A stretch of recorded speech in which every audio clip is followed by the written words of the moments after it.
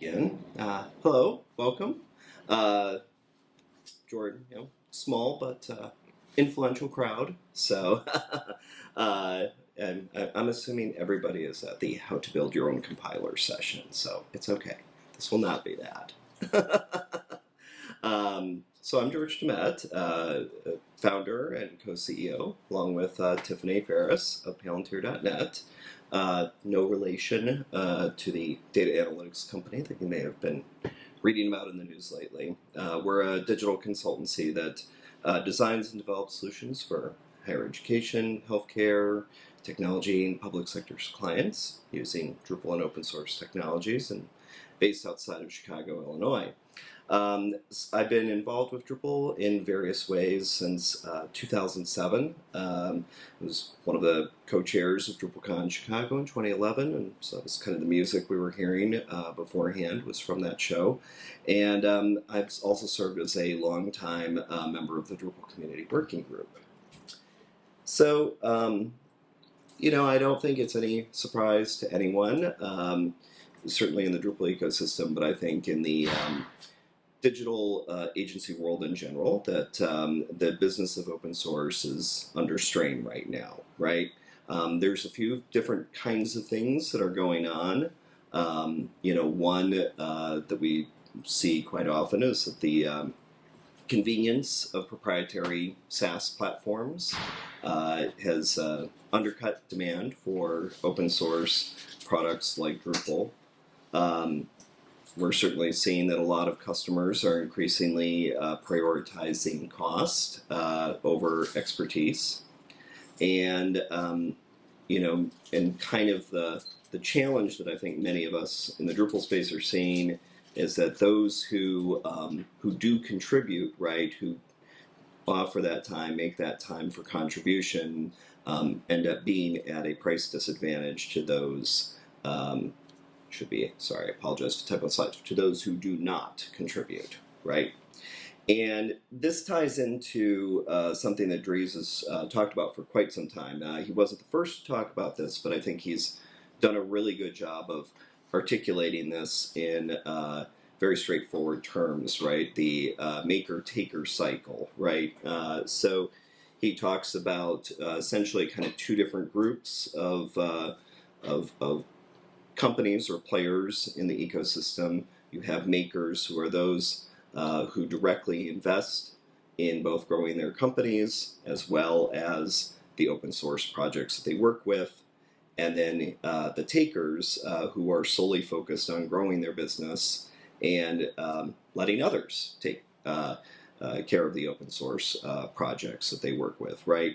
And I think one of the things that's really important and nuance is that organizations are very often both makers and takers, right? And what it really comes down to is whether their actions have a net benefit or a net negative impact on the projects and communities that they work with.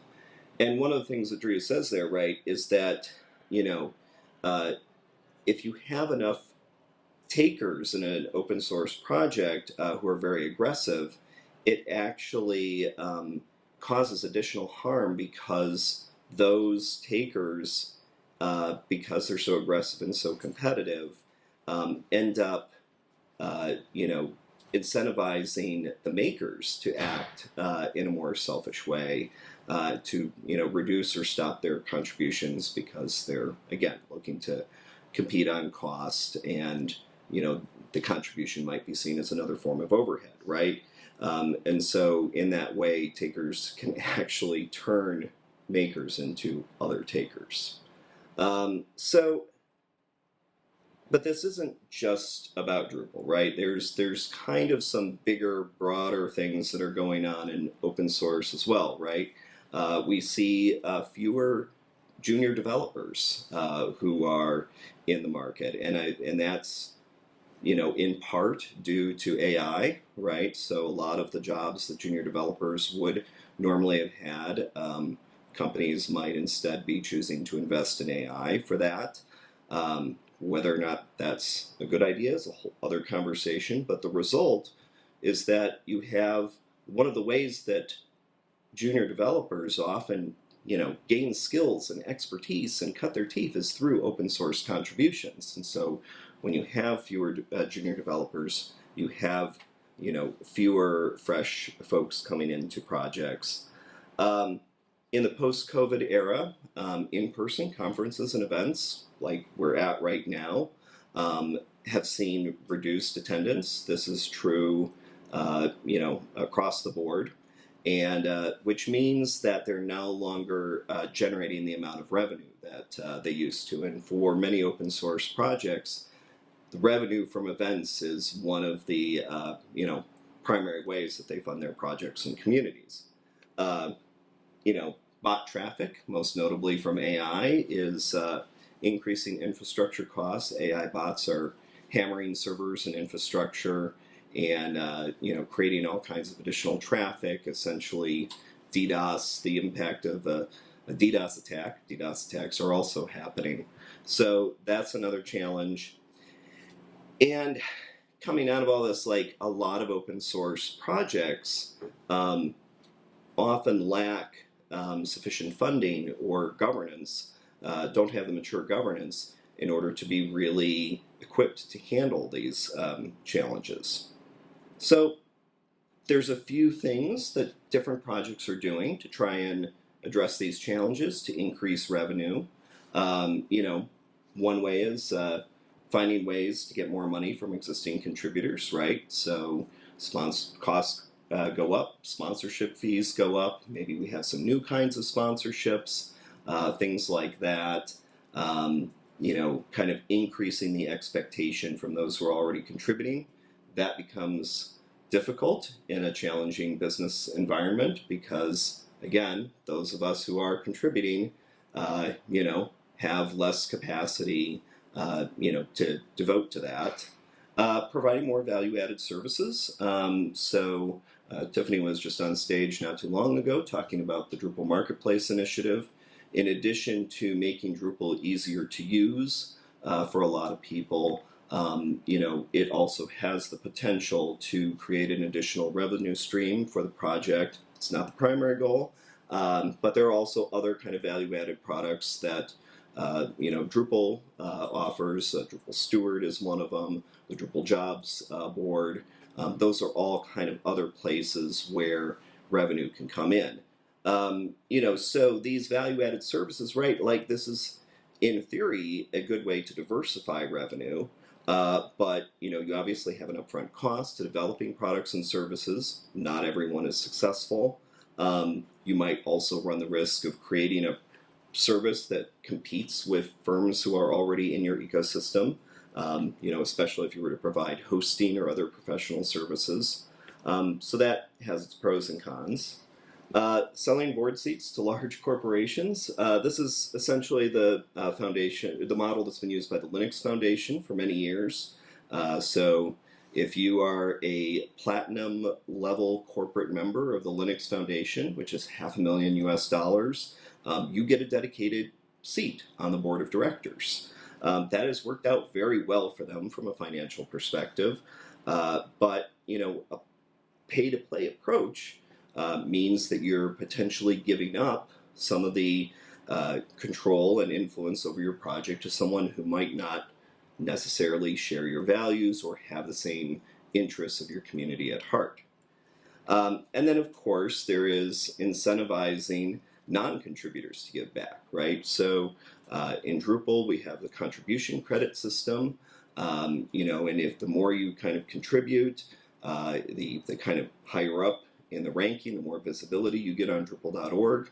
So that is one of the very, that's a positive thing.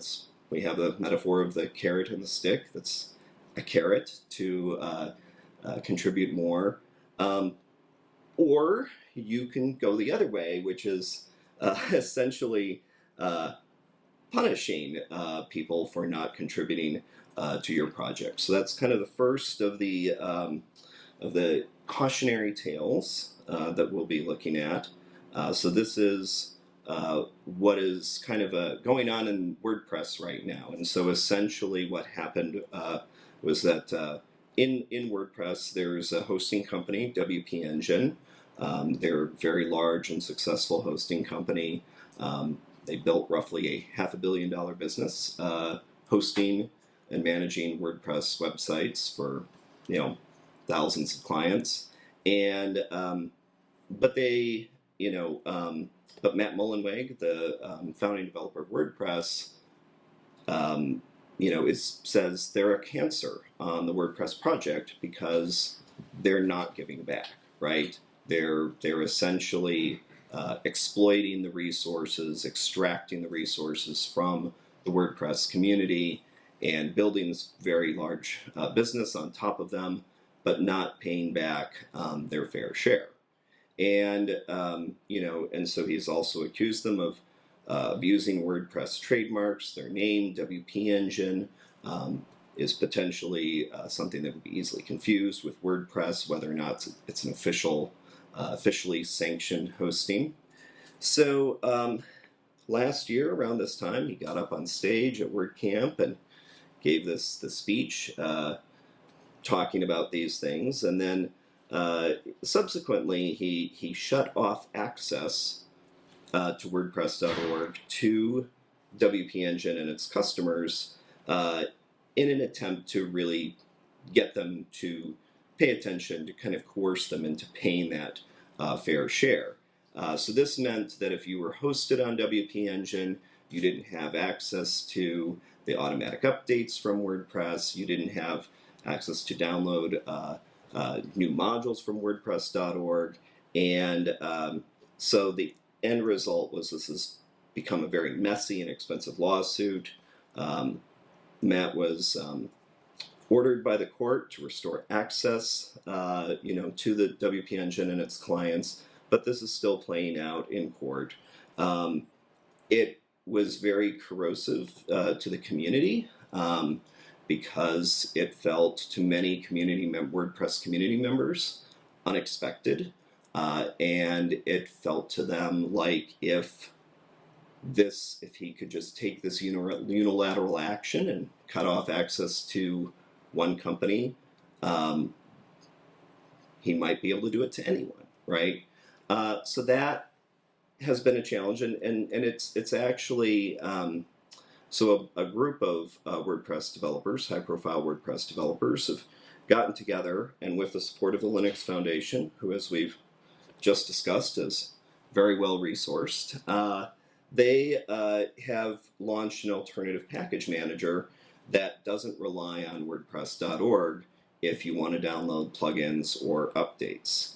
And so regardless of how the legal situation plays out, I think it's going to ultimately result in WordPress.org and Matt Mullenweg personally being having less of a influential, less of a central role in the WordPress project, even though he still has will still have a lot of control, but people will have an alternative place where they can go to get plugins and updates.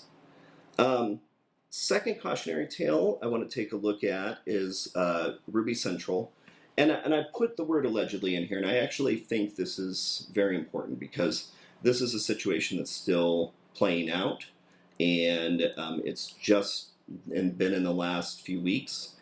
We don't really know all of the details yet, and so while some of the people involved have made various assertions, they're not necessarily true, but it to those folks it has the appearance of truth, right? It feels like this is what is happening. What has happened is that Ruby Central, which is the organization that runs Ruby events, maintains rubygems.org and other parts of the Ruby ecosystem, removed several community members from the rubygems.org repository. I will clarify. So they said what Ruby Central's board said in their statement was that restricting access only to paid employees or to contractors who had written agreements with them was required for supply chain security and project stability, right? And the maintainers who were removed alleged that this happened because Shopify, who is a major financial contributor to the to Ruby Central, was looking, for them to kind of clean up some of, the legal questions around who had access to what on Ruby Gems, and so that there was pressure from this large corporate player. Again, that's the part that we don't know for sure. We don't, and we will learn more as time develops. But what has happened is that several of those removed maintainers, and I think this is just in the last week or so, have launched an alternative gem server that again is independent of Ruby Central. So taking a look at some of the lessons we learned from these, right? So I'm using Jordy for this one. We don't use Hotline Bling anymore because Kendrick has basically canceled Drake, and Jordy's better anyway. Negative things, right, that happen in these cases, right? Taking unilateral action without community buy-in, violating community expectations. We'll talk a little bit more about that. In the Ruby case, appearing to prioritize corporate interests over community. Actually, this kind of does apply in the WordPress situation as well, because Matt Mullenweg, who personally runs WordPress.org, is also CEO of a commercial company that in part does compete with WP Engine, the company that was temporarily blocked from WordPress.org. So obviously, what we learn by contrast, right, is that having transparent and mature governance is important. Participatory and collaborative decision making when it comes to questions about the project that will impact others, and being able to effectively balance multiple stakeholder interests, right? So the big thing about this, right, is that, we can kind of get caught up in the drama of it. Tiffany and I will often, actually right before this, you just emailed me kind of a whole dissection of the latest court filings in the WordPress case. It's easy to get involved in those details. But at the end of the day, what's really important is that what's going on here goes beyond just a simple legal or technical dispute, right? It's a very direct response to the increasing challenges, particularly, the rising costs, the ability to maintain infrastructure, but it really talks to the moral and ethical obligations of open source. So that means that we need to talk about social contract theory. So this is a field of moral and political philosophy that dates back to the 17th century. The modern theory comes from Jean-Jacques Rousseau. This is kind of the official portrait of him. Let's, maybe see what he would really look like. Use AI. That was maybe a little bit too much of a glow up, but Hot Rousseau. Hot Rousseau really, what he and others were really thinking about was this idea of a social contract, right? He was thinking about it in terms of government, right? The consent of people to have a government, to obey the laws, to act in society, but it also applies to many other social structures, right? Including open source communities.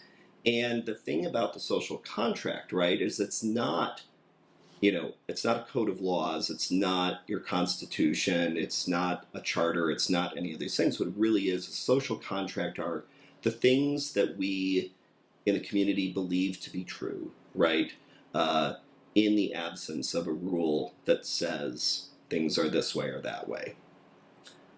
So one of my favorite TV shows of all time is called The Good Place. It was an American half-hour sitcom that was about moral philosophy. And the driving question of the show was that in order to live together, right, what moral obligations do we have to each other, right?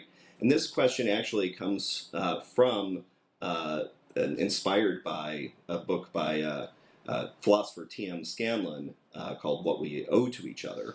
And his work was built on philosopher John Rawls, who in turn builds on Immanuel Kant and Jean-Jacques Rousseau, right?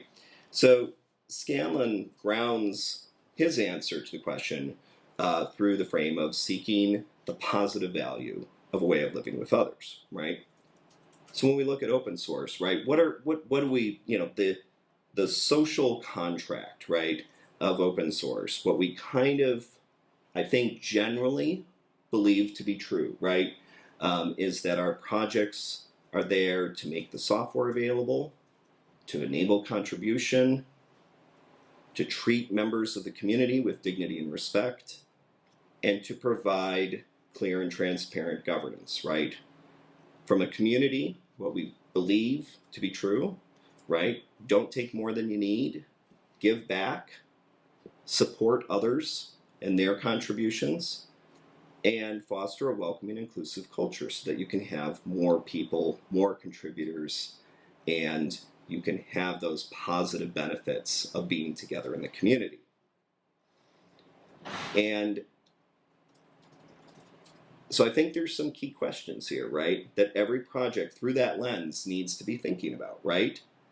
And this goes back to what we were seeing before with Jordy, right? How do you balance competing interests? How do you manage conflicts when you have maybe one group of contributors who have one goal, one motivation, and another group of contributors who might have a different goal or motivation? What happens when they're in conflict? Who do you prioritize, right? Is it the people who write the code? Is it the companies and organizations who provide the financial support? Is it your users, the people who are actually using the software that the others are building and funding? I don't have answers to these. These are questions every project needs to figure out. So we'll talk a little bit about how Drupal has answered some of these, and maybe not answered some of them as well. But the real question, right, is how do you keep your project and community sustainable for the long term? So how are we doing in Drupal? Good news is we have a small but mighty team at the Drupal Association who is responsible for maintaining Drupal.org and all of the project infrastructure, right? So that's not just like the website Drupal.org. That is, Composer endpoints, GitLab repos, CI pipelines, security advisory, CDNs, authentication, firewalls, all these things that we rely on as a project is managed by. Yes. Same. Yes. They are heroes. Thank you. 5-person technical team of heroes plus additional staff who help do the other things, right? Organize DrupalCons, supporting the community, promotion for the project. These are things like the Promote Drupal initiative, having booths at non-Drupal events, and then of course supporting innovation, right? So if it's supporting things like the Drupal.org marketplace or other ways that the association can help. There was a lot of support of the Drupal CMS initiative, continues to be a lot of support of Drupal CMS, helping make sure that the people who are working on these things have the tools, have the infrastructure, have the structures that they need in order to grow Drupal. So I'm going to show a few graphs here. And one thing I want to make sure before I show these graphs is that everything you're going to see on the next few pages, this is all publicly available information. So I do happen to be married to the treasurer of the Drupal Association, and I told her, I said no, everything here, I don't want any insider info. Everything is going to be publicly available information. You can take a look at it, tell me if I got anything wrong. But otherwise, you can go on Drupal.org. And one of the really great things because the Drupal Association is a nonprofit, not-for-profit organization, it means that they release their financial reports, very transparent, and actually more transparent than they need to be, which is wonderful. I really appreciate it. So the first thing we're going to take a look at is in-person attendance at DrupalCons. So that red line is North America. The blue line is DrupalCon Europe. And kind of where you see in the middle there, where everything kind of goes down, that's COVID. So what we can see is that, DrupalCons obviously have much less attendance in the post-COVID era than they did in the pre-COVID era. What I think is really interesting is that the gap between the North American events and the European events, has decreased. And they're also like kind of very much on the same trajectory now, right? So we did see a dip in attendance at DrupalCon Atlanta this spring. Obviously, don't have the official numbers yet for Europe for this event, but I wouldn't be surprised if it was down. And the consequence of this, right, is that when you have decreased attendance, you have decreased sponsorship, decreased opportunities to bring in revenue. There's still plenty of folks sponsoring, but what one is willing to pay, or how many companies are willing to pay for a sponsorship for a 3,000 person event is very different than a 1,000 person event. Yep. All right. So this is the second chart. So these are the costs of running Drupal.org, which have more than tripled since 2020. To nearly $2 million last year. So this is the hosting, the staff, and more. One of the things that is, the Drupal Association, because they're a nonprofit, they don't have the same tax liabilities that a regular company does. They also benefit from a lot of preferred pricing, a lot of paid-in-kind work from folks like Tag One. My company also contributed a lot.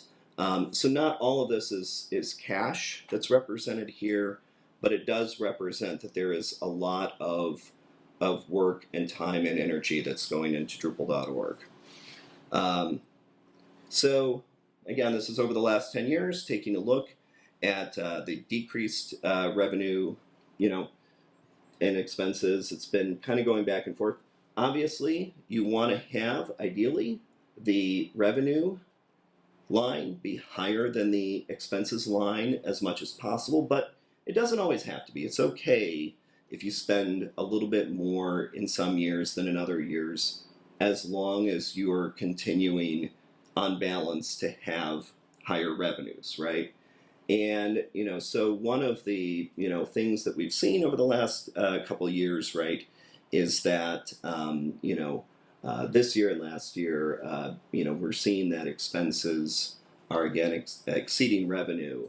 And so, that's something I asked, Tim Doyle, the CEO, about it at the open meeting that Drupal Association had the other day, and he spoke at length kind of about some of the things that the association is doing to increase revenue because expenses have already been cut quite a bit. This is the one I think is important to keep an eye on. This is annual change in net assets. So this really represents when this is above the line, that $0 line, that means the association is bringing in money in revenue that they can hold in the bank. Essentially, I'm simplifying greatly, I know. So, and then when it's below the line, it essentially means that what is going out, what is being spent, is greater than what is coming in. So again, anytime you're below the line, that's the association dipping into its reserves.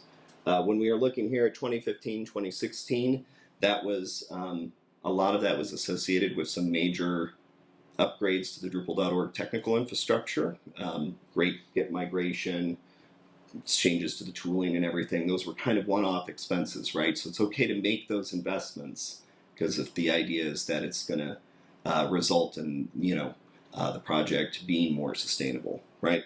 So, bottom line of all this, realize I'm 2/3 of the way through and haven't even gotten to the good stuff yet. Drupal is resilient, right?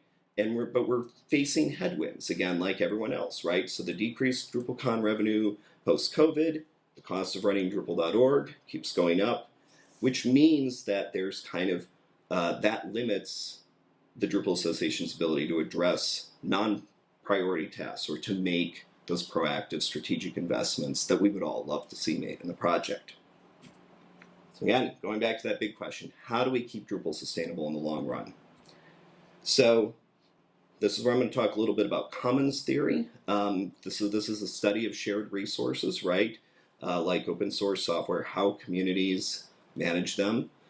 So this actually goes to the practice in many places around the world. In Europe, you might be familiar with it as there was agricultural land that was kind of shared in common with others for grazing and other purposes. And but you can use the insights from what works and doesn't work about those to think about other common shared resources, right? Like open source, and that's something a lot of folks have studied academically. So some of you may have even heard of an essay called "The Tragedy of the Commons." So that comes from Garrett Hardin, our guy on the left. Yep. And so his central argument was that any collective resource is doomed to overexploitation and will be ruined by selfish players, right? So Hardin didn't actually have any evidence to back this up, any examples, but this was this essay where he made this argument that was very popular and influential.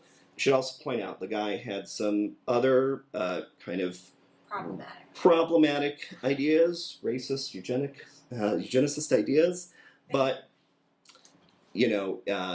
again, this essay was very influential, particularly among those who were interested in taking public resources and either privatizing them or taking them over by abolishing them, right? Essentially. So then you have Eleanor Ostrom, who won the Nobel Prize in economics for her work disproving the tragedy of the commons, right? She actually looked at how different commons resources had been used, throughout history, and argued that essentially, what she described as these common pool resources, or CPRs, right, could be sustainable, were sustainable if they followed certain design principles. So I'm not going to read all those. Let's dive into each one and talk about what it means for Drupal, right? So principle one, clearly defined boundaries, right? So essentially this is knowing who has access to the resources, what the resources are, very kind of basic. And so for each of these, I've got my observations and I've got some questions. I'm just asking questions. I'm not advocating for anything. I'm just asking questions. So we know who contributes code to Drupal. But we do give away our code and build tools to anyone who wants to use them. And we don't always know who they are, right? And we don't know always if they're using a lot or a little or what. So my question is, what if we required you to have a Drupal.org ID to download code or run Drush updates? Or a token. Or some sort of token. Something that we could use to identify, in some way who you are and what level of resources you're taking.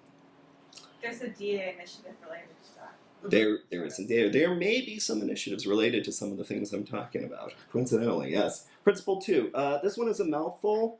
What it essentially means is that CPRs need to have rules about how resources are distributed, how they're appropriated, that are based on how much they cost to deliver, when and where they're delivered, and with the technology that's available, right? So something might cost more to deliver in one way at one time and might cost less in another way.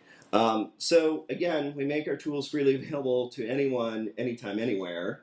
But we do make some adjustments, right? Drupal certified partner costs are adjusted based on company size and region.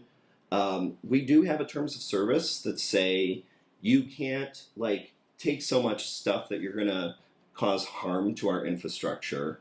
But again, going to that first point, we don't know how much always people are taking, or we have rules around, like we say, don't take too much, right? But we don't know how fairly distributed our resources are. So my question is, what if we limited free access? What if we said you can take for free, you can create this much traffic, you can download this much stuff on Drupal.org, but if you have really big needs that are going to cost the association a lot of money beyond what we budget for, then maybe you should be required to pay in. I'm just asking questions. Can you give an example of what? So so let's say you are a digital agency that basically runs a complete ground up build from Drupal.org of your site every hour, right? And every time you do that, it costs money, right? Let's multiply that. Let's say you're a big, 10,000 person organization, and every site you build is doing that.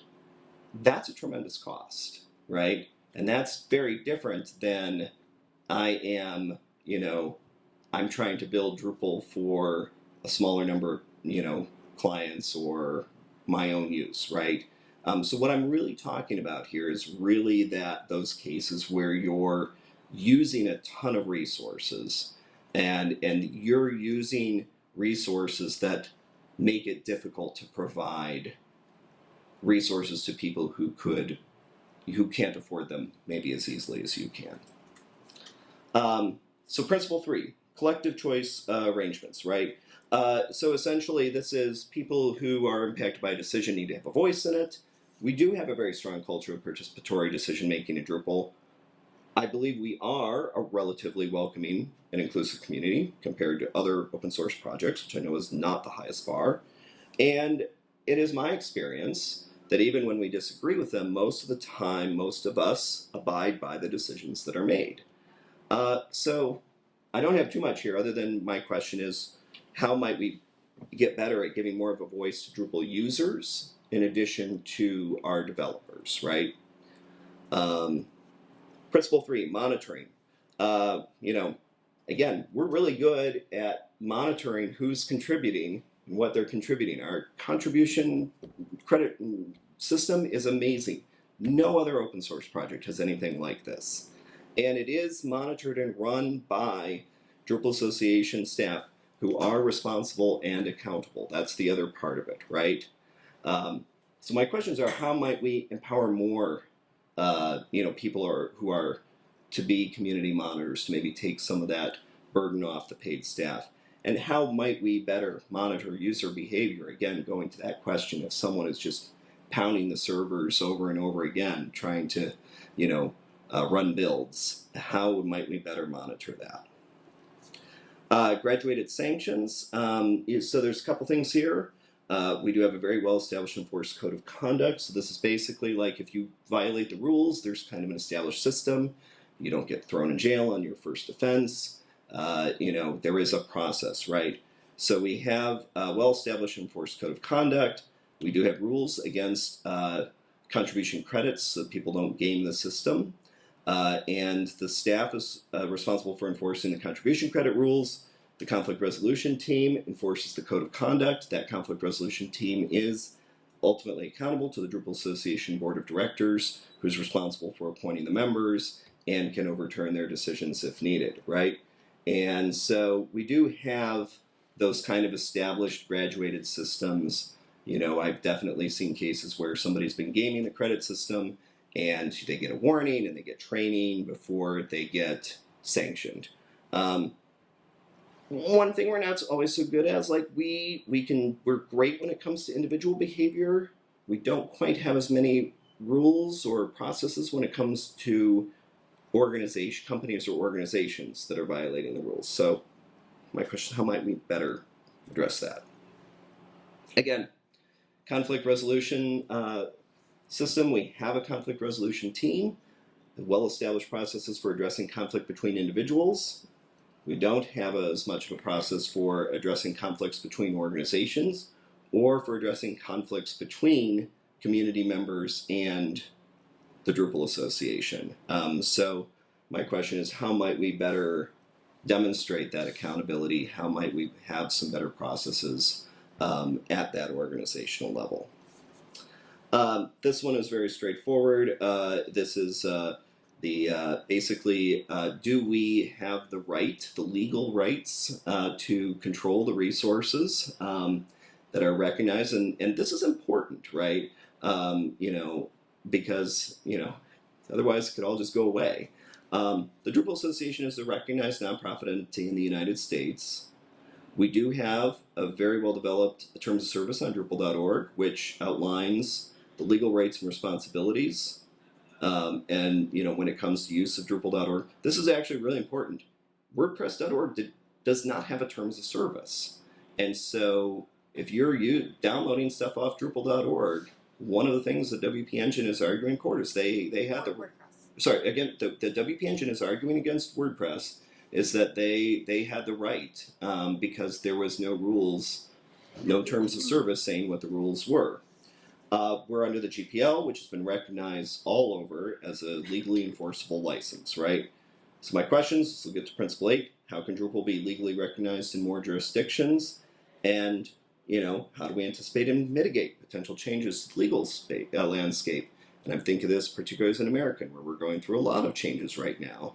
And we don't know what everything will look like. So that gets to Principle 8. Nested enterprises, right? So the idea here is that all of these structures that we've just talked about should be organized in a way so that there are kind of multiple layers of nested organizations, right? So you might have, different national or local organizations who kind of take care of these things at different levels, right? So the Drupal project is international, but currently almost all of its governance is based in the United States. And the consequence of this, right, is that it is much more difficult for governments and NGOs outside of the United States to make financial contributions to Drupal, right? It is, more difficult for communities in other countries to kind of get recognition, right? This is important. So my big question here, and again, I know there's an initiative around this, is what if we had an international federation of national Drupal associations and regional Drupal associations? And this could also go to making sure our infrastructure is distributed as well, right? So we've talked about one of the outcomes of both WordPress and Ruby is that their infrastructure has been forked. And, and that's a problem for them because they don't have the structure set up to determine if I go to this, package manager, am I actually getting legitimate WordPress or Ruby code? What are the guarantees other than I might know the people who are running it, right? We have the opportunity with Drupal to both kind of distribute that. We could deliberately say, we're going to fork ourselves, but we're going to do it in a way where we have some kind of certificate or signing mechanism so that we know that if you're downloading this module or update from a server in the EU, it is just as valid as one that you download from a server in the United States. I think this is a huge opportunity we have this project. The conversations are just getting started around this. I'm personally very excited to move it forward.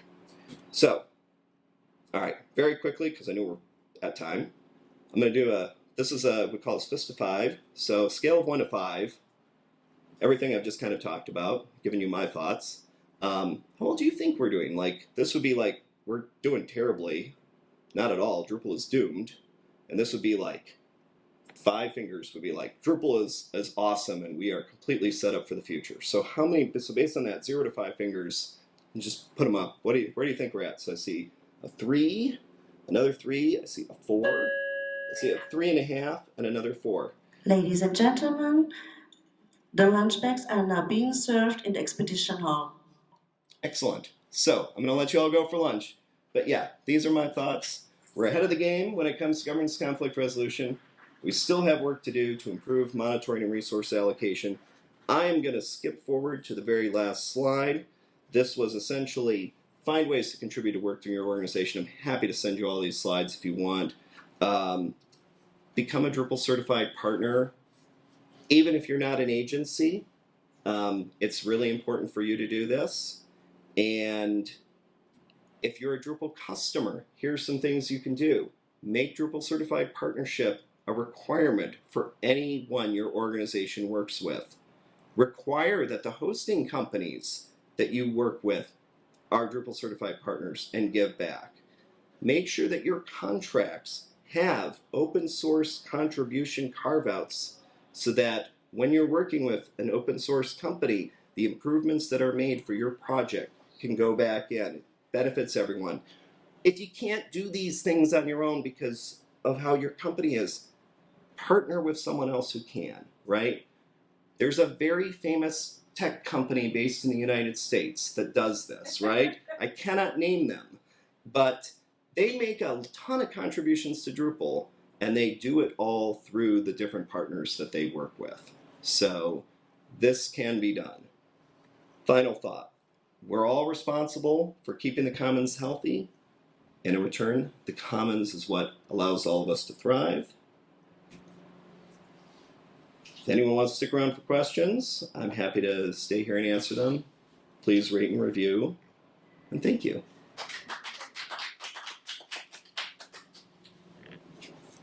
Any questions? I covered it all. I answered everything. All right, well, I will turn off the recording then. Thank you all. Oh, go ahead, ask. Yes, please. There we go. Hey, cool. Hey. It's sort of more of a, I guess, a correction comment. Yep. So you said that you mentioned that you hope we should have more of a process for correcting behavior for organizations yes. that are acting badly. Yep. There's this comment that we do, at least in the subset of bad behaviors related to gamification. Yes, we absolutely do. We do have a process for that. Yep.